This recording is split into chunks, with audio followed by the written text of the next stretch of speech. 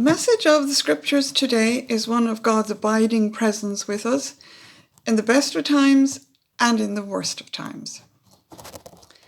In today's gospel, Luke paints a very poignant scene of two forlorn disciples making their way to Emmaus from Jerusalem, with their heads down, looking totally dejected.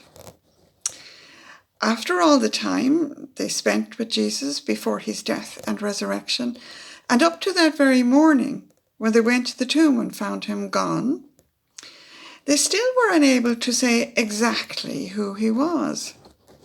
They couldn't quite place him. But we had hoped that he was the one to redeem Israel, they said to this stranger they met on the way. The stranger, who was Jesus, whom they didn't recognize, gave them time and space to voice their fears and disappointments, and then he proceeded to open their eyes to the reality that what the scriptures had foretold is accomplished. The Messiah would suffer, but God would glorify him.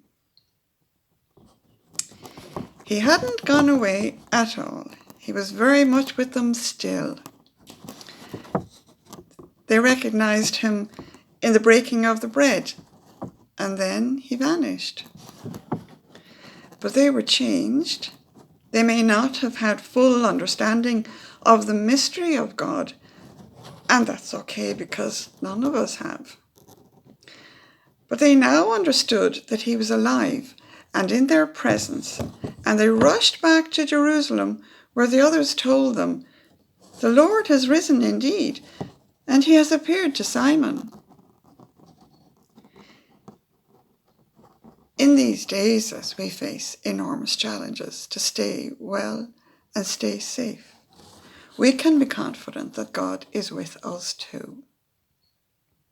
He gives us the time and space to voice our fears, but he's ever ready to assure us that he's walking this road too.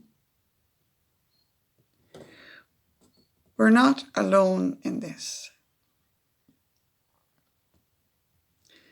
Christ is risen. The Lord is risen indeed. Alleluia.